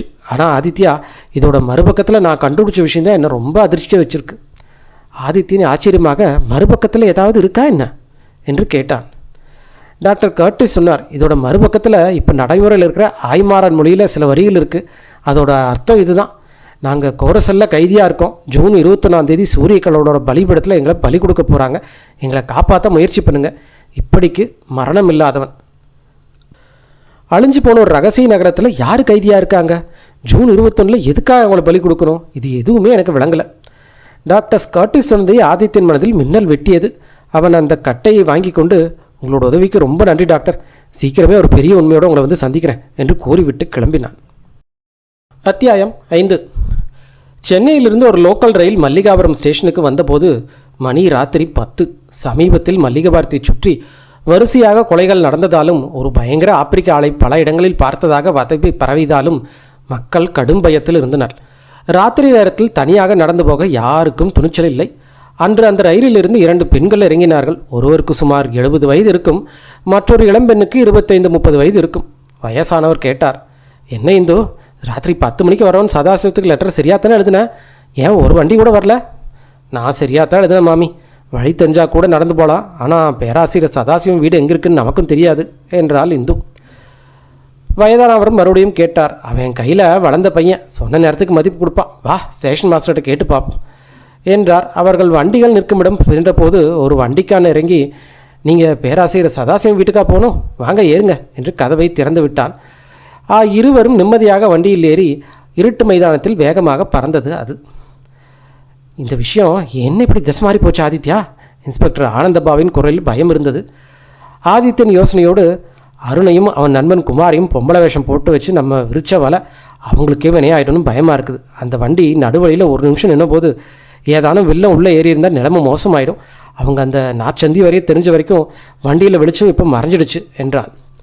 ஆனந்தபாபு, மோட்டார் பைக் எடுத்துகிட்டு முன்னாடி போகலாம் ஆதித்யா. நான் மாறு வேஷத்தில் போலீஸ் படையோட வீட்டை சுற்றி தயாராக இருக்க. நீ சதாசிவம் வீட்டுக்கு போய் பாரு, துப்பாக்கி சத்தம் கேட்டால் உள்ளே போவோம். ஆதித்யன் உடனே, இப்போதைக்கு இந்த வட இந்திய வியாபாரி வேஷமே இருக்கட்டும், நம்ம போலீஸ்னு தெரியக்கூடாது என்றான். அப்பொழுது தூரத்தில் ஒரு அலறல் சத்தம் கேட்டது. சீக்கிரம் பைக்கில் ஏறுங்க போகலாம் என்று கூறிவிட்டு இருவரும் இருட்டுக்குள் வேகமாக மறைந்தனர். ஓடும் வண்டியின் மேல் ஏதோ ஒரு பாரமான உருவம் ஊர்ந்து போகும் சத்தம் அருணுக்கும் குமாருக்கும் கேட்டது. பெரிய வேஷத்தில் இருந்த அருண் குமாரை எச்சரித்தான். அப்பொழுது வண்டியின் மேல் பக்கம் மெதுவாக நகர்ந்து ஒரு பயங்கரமான விகாரமான முகம் உள்ளே எட்டி பார்த்தது. ஒரு கூர்மையான ஊசி அவர்களை நோக்கி இறங்கியது. அருண், குமார், அந்த ஊசியில் விஷம் இருக்கலாம், ஒதுங்கி நில்லு என்று கத்தினான். வண்டிக்குள் இருட்டாக இருந்ததால் அந்த ஆளுக்கு இவர்களை தெரியவில்லை. ஆனால் அருணுக்கு அவனை தெளிவாக தெரிந்தது. அவன் கையை கீழே இறக்கிய வினாடி அருண் தன் கத்தியால் அந்த ஆளின் கையை பலமாக குத்தினான். அந்த ஆள் அலற அருணும் குமாரும் வண்டி கதவை திறந்து வெளியே குதித்து மைதானத்தில் ஓடினார்கள். ஆனால் பின்னால் இருந்து டார்ச் லைட் வெளிச்சம் அவர்களை துரத்தியது. அந்த விகாரமான ஆளும் வண்டிக்காரனும் பின்னாடியே ஓடி வந்தனர். மரியாதையாக நில்லுங்க, இல்லைன்னா சுட்டுடுவேன் என்று ஆங்கிலத்தில் கத்தினான் அந்த அரக்கன். அப்பொழுது திடீரென ஒரு கூர்மையான கத்தி பறந்து வந்து குமாரின் முதுகில் பாய்ந்தது. குமார் அலறிக்கொண்டே தரையில் விழுந்தான். அருண் துப்பாக்கியோடு திரும்பிய போது பெரிய மண்கட்டி அவன் கையில் விழுந்து துப்பாக்கியை சிதறடித்தது. அருண் வெறும் கையோடு அந்த ஆள் மேல் பாய்ந்து ஒரு பலமான குத்து விட்டு அவனை கீழே தள்ளினான். ஒரு வயதான பெண்மணிக்கு இவ்வளவு பலமா என்று அந்த 2 ராட்சசர்களும் சேர்ந்து அருணை தாக்கினார்கள். குமார் மயக்கத்தில் இருக்க அருண் ஒற்றை ஆளாக போராடினான். அந்த விகாரமானவன், டேய் பெட்ரோ, இவன் பொம்பளையே கிடையாதுடா, உள்ள ஹாஃப் பேண்ட் போட்டிருக்கான், யாரோ மாறு வேஷத்தில் வந்திருக்கான் என்று ஆங்கிலத்தில் கத்தினான். பெட்ரோ அருணின் கழுத்தை நெரித்து கொண்டே, இவன் தப்பிக்க முடியாது, நீ கத்தி எடுத்து சீக்கிரம் இவனை முடிச்சிடு என்றான். அருண் கொடுத்த குத்தில் பெட்ரோ ஒரு பக்கமாக உருண்டான். அருண் எழ முயன்றபோது அந்த விகாரமான ஆள் கத்தியோடு அவன் மேல் பாய்ந்தான். இனி தப்பிக்க முடியாது என்று புரிந்த அருண், ஆபத்தில் உதவுவா சொன்ன நண்பன் ஆதித்யன் எங்கே, அவனுக்கு ஏதாவது ஆபத்தோ என்று யோசித்தான். டார்ச் லைட் வெளிச்சத்தில் ஒரு பளபளப்பான கத்தி தன் தலைக்கு மேலே உயர்ந்து கீழே இறங்குவதை கண்ட அருண் முழு பலத்தோடு ஆதித்யா ஆதித்யா என்று கத்தினான். மைதானத்தில் அந்த இறுதியாளர்கள் எழுதித்த அடுத்த கணமே டுமீல் டுமீல் என 2 துப்பாக்கி சத்தம் கேட்டது. அரக்கனின் கத்தி அருணின் இடதுகையை தீண்டிய சமயம் ஒரு துளி ரத்தம் அவன் நெஞ்சில் வந்து தெரித்தது. காதுக்கு அருகில் ஒரு பயங்கரமான மரண அலறல் கேட்க ஒரு பெரிய பாறை விழுந்தது போல ஒரு பாரமான உடல் அவன் நெஞ்சில் மேல் விழுந்தது. குமார் ஏற்கனவே அமைதியாக இருந்தான். இப்பொழுது அருணும் அசைவற்று போனான். மறுநாள் மாலை செய்தித்தாள்களில் 2 அதிரடி செய்திகள் வெளிவந்தன. இன்ஸ்பெக்டர் ஆனந்த்பாபு தேநீர் அருத்தி கொண்டு, பாத்தியாதித்யா இந்த நியூஸை என்று படிக்கத் தொடங்கினார். மல்லிகாபுரத்தில் ஆப்பிரிக்க கொள்ளையன் நேற்றிரவு ஒரு ஆப்பிரிக்க கொள்ளையன் நகைகளுக்காக 2 பெண்களை தாக்கியுள்ளான். அப்போது அடையாளம் தெரியாத வழிப்போக்கர் ஒருவர் கொள்ளையனை சுட்டுவிட்டு அந்த பெண்களை காப்பாற்றியுள்ளார். போலீஸ் விசாரணைக்கு அஞ்சி அந்த நபர் அங்கிருந்து மறைந்து விட்டார். மற்றொரு செய்தி, மல்லிகாபுரத்தில் வசிக்கும் பிரபல ஆராய்ச்சியாளர் பேராசிரியர் சதாசிவம் வீட்டில் நேற்று நள்ளிரவு ஒரு பயங்கர திருட்டு நடந்துள்ளது. அவரை அவரது படுக்கையில் பூட்டி வைத்துவிட்டு மர்ம நபர்கள் ஆவணங்கள் மற்றும் அபூர்வமான கற்களை திருடிச் சென்றனர். சரியா போச்சு, ஆனந்தபாபு ஆச்சரியத்துடன் சொன்னார். சதாசிவத்தை பூட்டி வச்சுட்டு திருடர்கள் எல்லாத்தையும் கொள்ளையடிச்சிட்டு போயிட்டாங்க. இது உன் மேலே விழுந்த குற்றச்சாட்டு இல்லையா? நீ ஒரு நோட்டை மட்டும்தான் எடுக்க போன? ஆதித்யன் சொன்னான். ஆமாம், அது உண்மைதான். ஆனால் சதாசிவம் போலீஸ்கிட்ட கொஞ்சம் மிகப்படுத்தி சொல்லியிருக்கார். உண்மையும் சொல்கிறதா இருந்தால் எதை தொலைச்சோங்கிறதே அவருக்கு இன்னும் புரியல. அந்த ஒரு நோட்டு வழியாக சதாசிவம் இப்போது எதை பற்றி ஆராய்ச்சி செய்யறான்னு எனக்கு ஒரு துப்பு கிடச்சிருக்கு. அவர் எதையும் வெளிப்படையாக சொல்ல மாட்டார், அதனால் திருட வேண்டியதாக போச்சு. யாரோ ஒரு நபர் நள்ளிரவில் கதவை தட்ட ஆரம்பித்தார், அதனால தான் அங்கிருந்து உடனே வெளியேற வேண்டியதாக போச்சு. ஆனந்தபாபுவும், அது சரி, அருணுகுமார் இப்போ எப்படி இருக்காங்க, எதுக்காக அவங்கள தனியாக ஒரு வீட்டில் தங்க வச்சுருக்க என்று கேட்டார். ஆதித்யன் புன்னகையோடு, அதை நான் வேணும்னு தான் செஞ்சேன் இன்ஸ்பெக்டர். பொம்பளை வேஷத்தில் மல்லிகாபுரம் போனவங்க நம்ம ஆட்களுங்கிற எதிரிக்கு தெரிஞ்சிடக்கூடாது. அவங்கள தாக்கிய 2 பேர்த்தில் ஒரு ஆப்பிரிக்கன் இறந்துட்டான். பெட்ரோ நம்ம போலீஸ் காவலில் இருக்கான். பேப்பரில் ஆப்பிரிக்கனோட மரணத்தை பற்றி மட்டும்தான் செய்தி வந்திருக்கு. பெட்ரோவை பற்றி மூச்சு விடக்கூட இல்லை. இப்படி நிலைமை இருக்க அவர்களோட தலைவன் பதட்டம் எப்படி இருக்கும்? அவங்கள அரசு மருத்துவமனையில் சேர்த்தா விசாரணை நடத்தி நம்மளை தேடி வந்தால் அவங்களுக்கு ரொம்ப எளிதாகிடும் என்றான். இன்ஸ்பெக்டரும், நல்ல வேலை நம்ம சரியான நேரத்துக்கு அங்கே போனோம். அதை விட பெரிய விஷயம் உன்னோட குறிதை பார்த்து அந்த துப்பாக்கி சூடு. சரி, இதுக்கப்புறம் என்ன உன்னோட திட்டம் என்று கேட்டார். ஆதித்யன் லேசாக சிரித்தான். இன்னும் சில நாட்கள் எல்லாம் தெளிவாயிடும். இது வரைக்கும் நம்ம செஞ்சது எல்லாமே வெறும் ஆரம்பப்பள்ளி பாடம் தான் இன்ஸ்பெக்டர். உண்மையான கணக்கு போட இனிமேல் தான் ஆரம்பிக்க போகிறோம். விரைவாக புத்திக்கும் தைரியத்துக்கும் ஒரு மிகப்பெரிய சோதனை வரப்போகுது. வாழ்வா சாவாங்கிற ரெண்டில் ஒன்று நம்ம சீக்கிரமாக தேர்ந்தெடுக்க வேண்டியதாக இருக்கும் என்றார். இன்ஸ்பெக்டர் ஆனந்தபாவின் இருண்ட முகத்தைப் போலவே வெளியிலும் இருள் சூழ்ந்து இருந்தது. அத்தியாயம் 6. சில நாட்களுக்கு பிறகு வரவேற்பறையில் ஆதித்யன் சில புத்தகங்களை படித்து கொண்டிருந்தான். அப்பொழுது முழுமையாக குணமடைந்திருந்த அருண் அறைக்குள் நுழைந்து, ஆதித்யா, நீ டாக்டர் கர்டிஸ் கிட்டேருந்து என்ன தகவல் கொண்டு வந்தேன்னு இது வரைக்கும் சொல்லவே இல்லையே என்று கேட்டான். ஆதித்யன் டாக்டர் கர்டிஸ் மூலம் தெரிந்த இன்கா நாகரிகத்தின் வரலாறு, அந்த மரக்கட்டையில் இருந்த ரகசியங்களை என அனைத்தையும் அருணிடம் விளக்கினான். அருண் வியப்புடன், அப்போது அந்த விசித்திரமான மரக்கட்டை தான் இந்த பயங்கர மர்மத்தோட முக்கியமான சாட்சியா? ஆமாம் என்று ஆதித்யன். ஆனால் அது மட்டும் இந்த மரணத்தோட மையம் கிடையாது. ரகசியத்தை அடையறதுக்கான ஒரு சாவி மட்டும்தான். அதோட பக்கத்தில் ரகசிய சூரிய கோயிலோட அடையாளம் இருக்குது. ஆனால் அதோட மறுபக்கத்தில் என்ன இருக்குது தெரியுமா? பேராசிரியர் சதாசிவத்தோட உதவியாளர் அன்பரசு இன்காக்களின் பழங்கால நகரமான கோரசலில் கைதியாக இருக்காராம். வரும் ஜூன் 21 அவர் அங்குள்ள சூரிய கோயிலில் பலிபீடத்தில் பலி கொடுக்க போகிறாங்களா. அதனால் தன்னை காப்பாற்றும்படி அவர் வேண்டுகோள் விடுத்திருக்கார். அருண் திடுக்கிட்டு போய், அப்போது அந்த மெசேஜில் இருந்த மரணம் இல்லாதவன் அப்படிங்கிற வார்த்தைக்கு அன்பரசுன்னு அர்த்தமா? டெட் மிலோனோவிச் சுட்ட அந்த ஆட்கள் தான் அன்பரசுக்கு எதிரிகளாக இருக்காங்களா என்று கேட்டான். ஆதித்யனும் சதாசிவம், அன்பரசு, டெட் மிலோனோ 3 பேரும் பெருநாட்டில் ஒரே ஆராய்ச்சியில் இருந்தாங்க.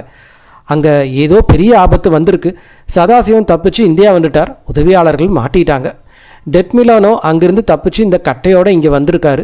அதனால தான் சூரிய கோயிலோட சாவியை அடையறக்கு எதிரிகள் துரட்டிட்டு வந்திருக்காங்க. சதாசிவம் கொல்லாமல் அவருக்கு நெருக்கமானவங்களை கொல்றது தான் இப்போ புரியாத புதிராக இருக்குது. ஒருவேளை சதாசிவம் உயிரோடு இருந்திருந்தா தான் அவங்களுக்கு ஏதோ லாபம் கிடைக்கும் என்றான்.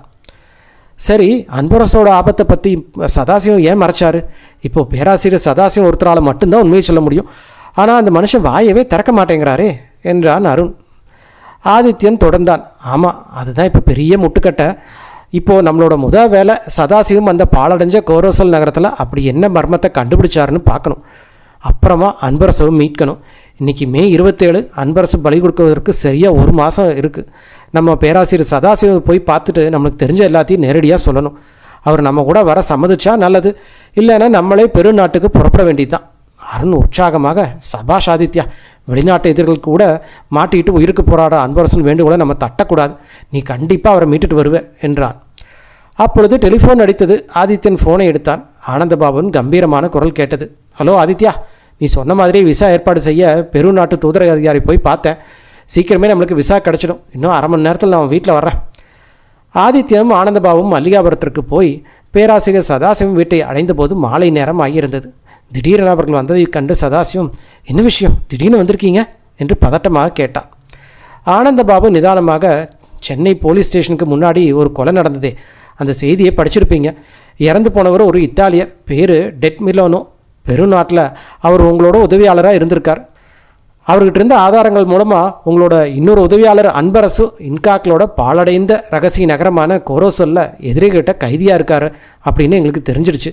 தயவு செஞ்சு எல்லா உண்மையும் சொல்லுங்கள், அப்போ தான் நம்ம அன்பரசை மீட்க முடியும் என்றார். பேராசிரியர் வருத்தத்தோடு, பேப்பரில் ஃபோட்டோ பார்த்ததுமே எனக்கு தெரிஞ்சிடுச்சு. உண்மையை ஆரம்பத்திலேயே உங்ககிட்ட முழுசாக சொல்லியிருக்கணும். நான் செஞ்ச தப்புக்கு நானே பிரயாத்தியம் செஞ்சு சொத்து முழுவதையும் கொடுத்தாவது அன்பரசை காப்பாற்றணும்னு கணக்கு போட்டேன். ஆனால் டெட் மிலோனோ தன் உயிரையே தியாகம் செஞ்சு உண்மையை உங்களுக்கு தெரியப்படுத்திட்டான். இனி எதையும் மறைக்க போகிறதில்ல. அன்பரசும் என் வேலைக்காரன் சங்கரையும் மீட்க நம்மளுக்கு துப்பாக்கி குண்டுகளும் பலம்தான் தேவை இனிமேல் என்றார். சற்று நிறுத்திவிட்டு மீண்டும் தொடர்ந்தார். நான் பெருநாட்டுக்கு போன போது செல்வாக்கு மிக்க ஒரு ஸ்பெயின் நாட்டுக்காரனா டான் கொய்சலவோ அறிமுகமானார். அவருக்கு இன்கா நாகரிகத்தோட ஆர்வம் இருந்தனால எங்களோட பயணத்தில் சேர்ந்துக்கிட்டார். டெட் மிலானோவும் இருந்தார். 3 நாட்களுக்கு பிறகு கோரசல் நகரத்தை அடைஞ்சோம். அங்கே சிதிலமடைஞ்சிருந்த கோயில்களோட கலைநுணத்தை பார்த்து மிரண்டு போயிட்டோம். ஆனால் எங்கள் நண்பன்னு நாங்கள் நினச்சிருந்த டான் கொய்சலோ விரைவாக ஆபத்தாக மாறினான். ஆரம்பத்துலேருந்தே அவனுக்கு தீ என்ன இருந்திருக்கு. அந்த ஆராய்ச்சியோட வெற்றியை தானே அனுபவிக்கணும்னு எங்களை ஒழிச்சு கட்ட முடிவு பண்ணான்.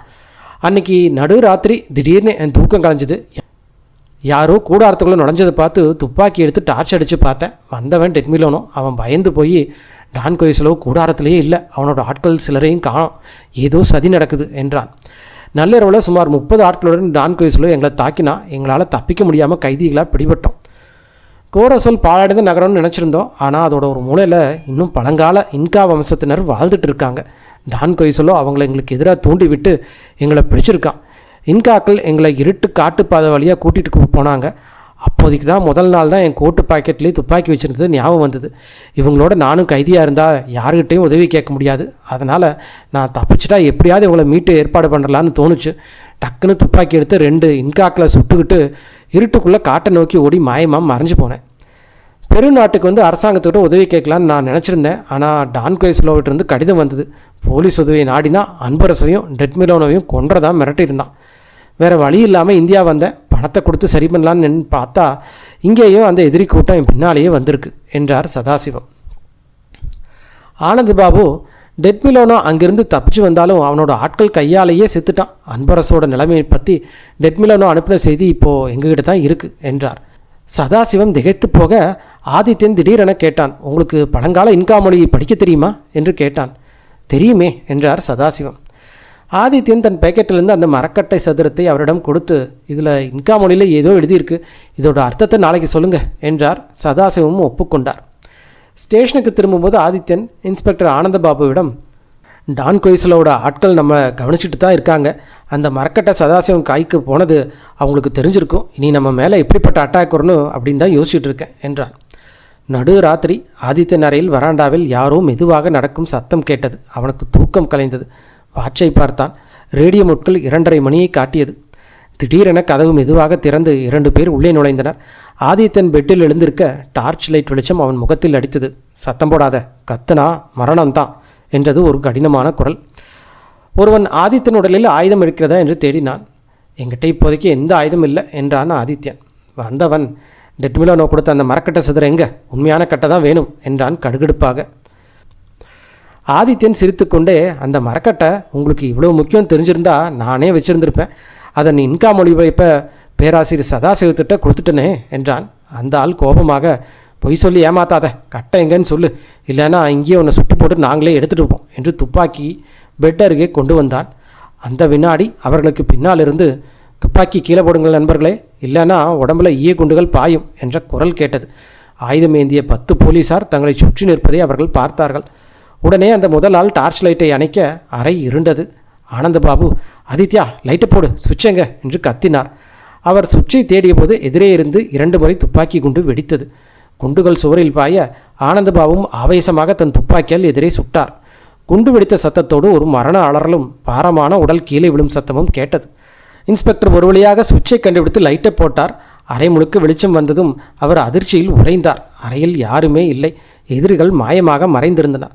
ஆனால் ஆதித்யன் மட்டும் பெட்டில் நிதானமாக உட்கார்ந்திருந்தான். ஆனந்தபாபு கோபத்தில், அந்த 2 பையலும் தப்பிச்சு போயிட்டாங்க, நீ என்னடானா தடுக்காமல் உட்கார்ந்துருக்கியே என்றார். ஆதித்யன் மெதுவாக, அவங்க இப்போதைக்கு கைவாதவை நான் விரும்பலை இன்ஸ்பெக்டர், அவங்கள பிடிச்சா உண்மையான தலைவன் உஷாராயிடுவான். ஜூன் 21க்குள்ளே நம்ம அன்பரசை மீட்க வேணும், அதுக்கு தான் அந்த மெயின் மூளை தேவை என்றான். ஆனால் இந்த மர்மத்தோட தலைவன் யாருன்னு நம்மளுக்கு தெரியலையே என்றார் ஆனந்தபாபு. ஆதித்யன், அந்த தலைவன் ஒரு சின்ன தப்பு செஞ்சு தன்னைத்தானே காட்டி கொடுத்துட்டான், அதனால் கண்டிப்பாக சிக்குவான். இப்போதைக்கு நம்ம வேலை பெருநாட்டுக்கு புறப்படுறதான், பேராசிரியம் சதாசிவம் நம்மளுக்கு வழிகாட்டுவார் என்றான். அத்தியாயம் 7. ஒரு வாரத்துக்கு பிறகு பெருநாட்டுக்கு வந்து சேர்ந்தவர்கள் ஏற்கனவே பிளான் பண்ணின மாதிரி ஒரு ஹோட்டலில் தங்கினார்கள். அங்கே மௌரிஸ் என்கிற ஏரோப்ளேன் பைலட் இவர்களுக்காக காத்து கொண்டிருந்தார். 1/2 மணி நேரம் கழித்து வந்த அவர் ஏரோப்ளேன் ரெடியாக இருக்கிறதாகவும் எப்போ வேணால் கிளம்பலான்னு சொன்னார். ஆதித்தன் மௌரிஸை பார்த்து, நாங்கள் சொன்ன மாதிரி எல்லா ஏற்பாடும் செஞ்சிட்டிங்களா என்று கேட்டான். மௌரிஸ் தலையை அசைச்சார். ஆமாம், ஒரு வாரத்துக்கு தேவையான எல்லா பொருட்களையும் பிளேனில் ஏற்றியாச்சு. ஆனால் நீங்கள் எங்கே போக போகிறீங்கன்னு எனக்கு இன்னும் சொல்லலையே. ஆனந்தபாபு பதில் சொன்னார். நான் இந்திய அரசாங்கத்தோட ஒரு முக்கியமான வேலைக்காக இங்கே வந்திருக்கேன். எங்கள் லட்சியத்துக்கு இடையூறு வந்துடக்கூடாதுங்கிறக்காக தான் இது வரைக்கும் ரகசியமாக வச்சுருந்தோம். நீங்கள் சீக்கிரமாக எல்லாத்தையும் தெரிஞ்சுக்குவீங்க. மௌரிஸ் சொன்னார். உங்கள் விருப்பம் எதுவோ அப்படியே செய்யுங்க. பிரிட்டிஷ் தூதரகத்தோட உத்தரவுப்படி ஒரு வாரத்துக்கு இந்த பிளானை உங்களுக்கு ஒதுக்கியிருக்கேன். எப்போ கிளம்பலான்னு முடிவு பண்ணிங்களா? ஆதித்யன் சொன்னான். நாளைக்கு அதிகாலை 5 மணிக்கு கிளம்பலாம். அதுக்குள்ளே இன்னும் சில முக்கியமான வேலைகளை முடிக்க வேண்டியது இருக்குது. 5 மணிக்கு தயாராக இருங்க. அடுத்த நாள் விடியற்காலை 5 மணிக்கு அவர்கள் பிளேன் பெருநாட்டை விட்டு புறப்பட்டது. சதாசிவம் சொன்ன திசையை நோக்கி அது பறந்தது. மெல்ல மெல்ல பெருநகரத்து வீடுகள் எல்லாம் கண்ணிலிருந்து மறைந்து சின்னதாக தெரிந்தது. ஆதித்தனும் பைலட் மௌரிஸும் முன்னாடி சீட்டில் இருந்தார்கள். ஆனந்தபாவும் மற்ற 2 பேரும் பின்னாடி சீட்டில் இருந்தார்கள். ஆதித்தன் மௌரிஸை பார்த்து, மிஷின் கன் பிளேனில் இணைச்சாச்சா என்று கேட்டான். ஆமாம், நீங்கள் சொன்ன மாதிரியே மிஷின் கன்னை வெளியே தெரியாத மாதிரி ஃபிட் பண்ணி வச்சுருக்கேன். 6 ரவுண்டு குண்டுகளும் எடுத்திருக்கேன். ஆனால் நீங்கள் ஏன் இவ்வளோ ரகசியமா, எதுக்காக மிஷின் கன் எல்லாம் எடுத்துகிட்டு போகிறீங்கன்னு எனக்கு புரியல, ரொம்ப விசித்திரமாக இருக்குது என்றான் மௌரிஸ். ஆதித்யன் சிரித்துக்கொண்டே சொன்னான், உங்ககிட்ட எதையும் மறைக்க மாட்டேன் மௌரிஸ். ஏன்னா இப்போ நீங்களும் எங்கள் டீமில் ஒருத்தன். நான் சொல்கிறத கேட்டால் உங்களுக்கு எல்லாம் புரியும். ஆதித்யன் ஆரம்பத்திலிருந்து நடந்த எல்லா விஷயத்தையும் மௌரிஸிடம் சொன்னான். மௌரிஸ் கண்கள் ஆச்சரியத்தால் விரிந்தன. அப்போ நீங்கள் அன்பரோஸை மீட்கத்தான் போகிறீங்களா? ஆதித்யன் தலையாட்டினான். ஆமாம், சூரிய கடவுளோட கோயில் அவரை இன்காக்கள் பலி கொடுக்க போகிறதுக்கு முன்னாடி அவரை மீட்கணும். அந்த டான்கோய் சொல்லும் அங்கேயும் வந்து நம்மளுக்கு தடை போடுவான்னு நினைக்கிறீங்களா? மௌரிஸ் கேட்டான். ஆதித்யன் உறுதியாக சொன்னான், சந்தேகமே இல்லை. அவன் இன்காக்களோட உதவியோட ரொம்ப பலமாக இருக்கான். அதனால் வெறும் கையோடு போனால் நம்மளால் எதையும் சாதிக்க முடியாது. அதுதான் மெஷின் கனுக்கு ஏற்பாடு செஞ்சேன். மௌரிஸ் மீண்டும் கேட்டார், அந்த டான்கோய்ஸில் உங்களை தொடர்ந்து துரத்திட்டு வர்றான்னு நினைக்கிறீங்களா?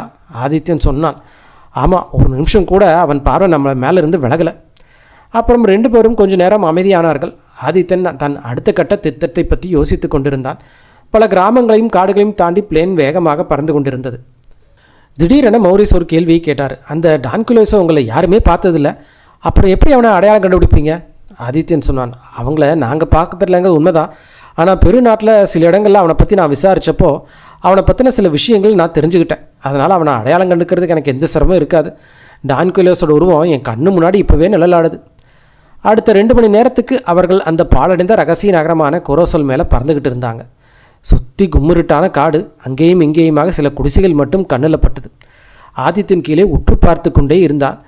இப்போ பின்னாடி இருந்த பேராசிரியர் சதாசிவம் குரல் கேட்டது. இதோ இதுக்கு கீழே தான் கோரசல் நகரத்தோட இடிபாடுகள் இருக்குது. மௌரிஸ், ஏரோப்ளேன் தரையிறக்கிறதுக்கு வசதியான ஒரு இடத்த பார்த்து இறக்குங்க. ஆதித்யன் ஜாக்கிரதையாக சுற்றி பார்த்து விட்டு சொன்னான், இன்னைக்கு ஜூன் 21. அந்த மரக்கட்டையில் இருந்த தகவல் படி இன்றைக்கி தான் சூரிய கோயிலில் அன்பரசு பலி கொடுக்க போகிறாங்க. இது உண்மையாக இருந்தால் இந்த காட்டுக்குள்ளே ஏதோ ஒரு இடத்துல இன்காக்கில் நம்ம கண்டிப்பாக பார்க்கலாம். மௌரிஸ் கேட்டார், அந்த சூரிய கோவில் இந்த காட்டுக்குள்ளே தானே இருக்குது? ஆமாம், பழங்கால இன்காக்களோட தலைநகரம் இதுதான். இங்கே ரகசியமாக ஒரு சூரிய கோயில் இருக்குங்கிறது உறுதி. அதை இப்போ தான் நம்ம தேடணும். திடீர்னு மௌரிஸ் ஆதித்யனோட கவனத்தை ஈர்த்தார். ஆதித்யா, பாருங்கள், அந்த இடத்து பக்கத்தில் சூரிய வெளிச்சத்தில் ஏதோ ஒன்று ஜொலிக்குது பாருங்கள். ஒருவேளை அது அந்த கோயிலோட கோபுரமாக இருக்கலாம். ஆதித்யனும் பார்த்தான். மௌரிஸ் சொன்னது சரிதான். தூரத்தில் காட்டுக்கு நடுவிலே ஏதோ ஒரு உலகம் மினுமினுத்தது.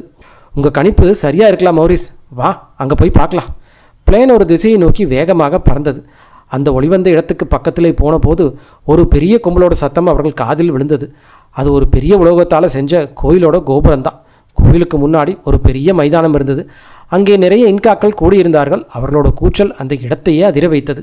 ஆதித்யன் அவசரமாக மௌரிஸ்கிட்ட சொன்னான், பிளேனை இன்னும் கொஞ்சம் கீழே இறக்குங்க. நம்ம சரியான இடத்துக்கு தான் வந்திருக்கோம்னு நினைக்கிறேன். பேராசிரியர் சதாசிவம் குரல் மறுபடியும் கேட்டது. நம்ம பார்க்கறது தான் கோரசலோட புகழ்பெற்ற சூரிய கோவில். இன்காக்கள் அங்கே ஒன்றா சேர்ந்துருக்கிறத பார்த்தா பலி கொடுக்கறதுக்கு தயாராக இருக்காங்கன்னு தெரியுது. சீக்கிரமாக இருக்குங்க, லேட் பண்ணால் நம்ம லட்சியமே தோற்று போயிடும். ஆதித்யன் பதில் சொன்னான், இப்போ பிளேனை இறக்குனா இன்காக்கள் நம்மளை கொன்னுடுவாங்க. அவங்க எண்ணிக்கையும் ரொம்ப அதிகம். கையில் ஆதங்கையிலும் வச்சுருக்காங்க. இறக்கிறதுக்கு முன்னாடி நம்ம வேறு வழி யோசிக்கணும். அதுக்கு முன்னாடி அவங்க எங்கே எதுக்காக கூடியிருக்காங்கன்னு தெளிவாக தெரிஞ்சுக்கணும். மௌரிஸ் பிளேனை இன்னும் கொஞ்சம் கீழே கொண்டு வந்த பொழுது ஆதித்யன் அதிர்ச்சியில் உறைந்து போய்விட்டான். மைதானத்துக்கு நடுவில் 2 கைதிகளை சுற்றி இன்காக்கள் ஆடிக்கொண்டும் பாடிக்கொண்டும் இருந்தார்கள்.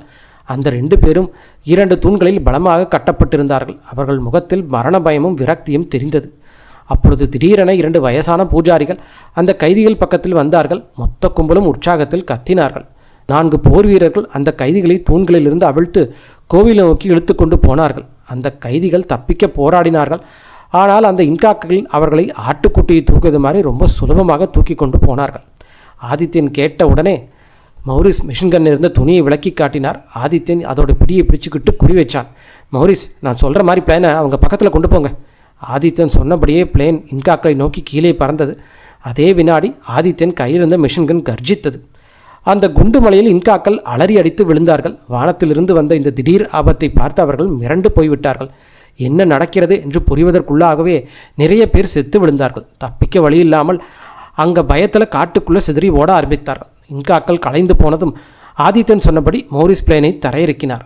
ஆதித்யன் வேகமாக ஓடிப்போய் அந்த கைதிகள் பக்கத்தில் நின்று அவர்களோட கட்டுக்களை அவிழ்த்தான். பிளேனை பார்த்ததும் தங்களை காப்பாற்ற யாரோ வந்திருக்கிறார்கள் என்று புரிந்து கொண்ட அந்த 2 கைதிகளும் தடுமாறிக்கொண்டே முன்னே வந்தார்கள். ஆனால் அவர்களுக்கு பின்னாடியே வந்த சதாசிவம் பார்த்ததும் அந்த வயதான கைதியோட கண்கள் கோபத்தில் புலி மாதிரி ஜொலித்தன. துரோகி, நீயா மறுபடியும் இங்கே எதுக்கு வந்திருக்க என்று கத்தினார் அந்த பெரியவர். பேராசிரியர் சதாசிவம் ஒரு பேயைப் போல ஆஹாஹா என்று அலட்சியமாக சிரித்தார். ஆமாம் பேராசிரியர் சதாசிவம் அவர்களே, உங்ககிட்ட நழுவி போன அந்த மரக்கட்டையை திரும்ப எடுக்கவும் உங்களை எல்லாம் ஒன்றா சேர்ந்து அந்த சூரிய கடவுளுக்கே பலி கொடுக்கவும் தான் நான் இங்கே வந்திருக்கேன், உங்களை காப்பாற்ற வரல. சதாசிவம் எல்லாருக்கும் பின்னாடி நின்று கொண்டிருந்தார். அவர் பேசுவதை கேட்டு அதிர்ச்சியான எல்லோரும் அவர் பக்கம் திரும்பினார்கள். அங்கே நின்று கொண்டிருந்த அந்த சதாசிவம் கையில் 2 துப்பாக்கிகள் ஏந்தி முகத்தில் கொடூரமான சிரிப்போடு நின்று கொண்டிருந்தார். ஆதித்யன் மட்டும் துளியும் பயப்படாமல் சொன்னான், உங்கள் முகமூடி உன் திட்டமெல்லாம் மற்றவங்களுக்கு வேணால் ஆச்சரியமாக இருக்கலாம், ஆனால் எனக்கு இல்லை டான் கொய்ஸ்லோ. உன் உண்மையான அடையாளத்தை நான் இந்தியாவிலே கண்டுபிடிச்சிட்டேன். நீ என்ன செய்வேன்னு தெரிஞ்சுக்கத்தான் நான் எல்லா ஆட்களோடு இங்கே வந்தேன். இனிமேல் உனக்கு உதவி செய்ய இங்கே இன்காக்கள் யாருமே இல்லை. உன் பாவத்துக்கு பலன் அனுபவிக்க வேண்டிய நேரம் வந்துருச்சு. உண்மையான சதாசிவம் சாரை கடத்தி வச்சுட்டு அவர் வேஷத்தில் நீங்கள் எல்லாத்தையும் ஏமாற்ற பார்த்த, ஆனால் என்ன தோற்கடிக்க முடியல. அப்பாவிங்க உயிரோடு நீ விளையாடிட்ட. அதுக்கு ஒரு தடவை இல்லை 10 தடவை தூக்கு தண்டனை கொடுத்தாலும் தகும். ஆதித்யன் பேசி கொண்டிருக்கும் போதே டான் கொய்ஸ்லோவின் கண்கள் வெறி கொண்டு சிவந்தன. அப்படின்னா சாவு என்று கத்திக்கொண்டே அவன் துப்பாக்கி உயர்த்தினான். ஆனால் அவன் சுடுவதற்கு முன்பாலே பின்னால் இருந்து 4 குண்டுகள் பாய்ந்து வந்து டான் கொய்ஸ்லோவின் உடம்பை துளைத்தது. எல்லோரும் திரும்பி பார்த்தார்கள். ஒரு மரத்திற்கு பின்னாடி இருந்து பைலட் மௌரிஸ் கையில் துப்பாக்கியோடு வெளியே வந்தார். அவர் முகத்தில் ஒரு திருப்தியான சிரிப்பு. அவரோட துப்பாக்கியிலிருந்து இன்னும் புகை வந்து கொண்டே இருந்தது. அத்தியாயம் 9. ஒரு வழியாக பெருநாட்டுக்கு திரும்பி வந்த அவர்கள் மௌரிஸுக்கு ரொம்ப நன்றியோடு விடை கொடுத்துவிட்டு பழைய ஹோட்டலில் வந்து தங்கினார்கள். இன்காக்கள் பிடியில் கைதியாக இருந்த உண்மையான பேராசிரியர் சதாசிவமும் அன்பரசும் ரொம்பவே பலவீனமாக இருந்தார்கள். கொஞ்ச நாள் ஓய்வுக்கு பிறகு அவர்கள் தேறினார்கள். ஆதித்தன் அவர்களிடம் கேட்டான், இப்போ ஓரளவுக்கு உடம்பு தேறிட்டீங்க, இப்போது என்ன பண்ணுறதா முடிவு பண்ணியிருக்கீங்க? எங்கள் கூட இந்தியாவுக்கு வர்றீங்களா இல்லை மறுபடியும் கோரசலுக்கே போக போகிறீங்களா? பேராசிரியர் சதாசிவம் அந்த மரக்கட்டை சதுரத்தை ரொம்ப உன்னிப்பாக கவனித்து விட்டு இருந்தார். ஆதித்யன் அதை அவரிடமே கொடுத்தார். ஆதித்யனோட கேள்வியை கேட்டுவிட்டு சதாசிவம் சார் சிரித்தார். இல்லை ஆதித்யா, என்னோட ஆராய்ச்சியை முடிக்காமல் நான் ஊருக்கு வரமாட்டேன். அந்த பழங்கால இன்காக்களோட ரகசியத்தை உடச்சே தீரணும்னு நான் முடிவு பண்ணிட்டேன். நான் செஞ்ச சின்ன முட்டாள்தனத்தினால எல்லாமே பாலாயிடுச்சு. ஆனால் இந்த முறை ரொம்ப கவனமாக இருப்பேன். நம்ம கூட இந்த முறை எந்த டான் கொய்ஸ்லோவும் இருக்க மாட்டான் என்று சதாசிவம் உறுதியாக கூறினார். ஆதித்யம் தான் டான் கொய்ஸ்லோவிடம் கேட்ட கதையை சொல்லிவிட்டு, டான் கொய்ஸ்லோ இதெல்லாம் என்கிட்ட சொன்னான், ஆனால் அவன் வெறும் பணத்துக்காகவும் போலோக்காகவும் மட்டும் இதை செய்வான்னு என் மனசு சொல்லிச்சு. அதுக்கு பின்னாடி ஏதோ ஒரு பெரிய ரகசியம் இருக்குன்னு நினச்சேன். ஆனால் எவ்வளோ முயற்சி பண்ணி அதனால் அதை கண்டுபிடிக்க முடியல. அந்த மரக்கட்ட சதுரம் டான் கொய்ஸ்லோ அதை அடைய ஏன் அவ்வளோ துடிச்சான்? அது எங்களுக்கு ஒரு புரியாத புதிராகவே இருந்தது என்றான் ஆதித்யன். பேராசிரியர் சதாசிவம் சிரித்துக்கொண்டே சொன்னார், உண்மைதான் ஆதித்யா, அவன் என் இடத்துல உட்காந்துட்டு ஒரு பிரமாதமான நடிப்பு நடிச்சிட்டு இருந்தான். ஆனால் எல்லா மர்மத்துக்கும் காரணம் அந்த வேலைப்பாடுகள் நிறைந்த மரக்கட்டை தான்.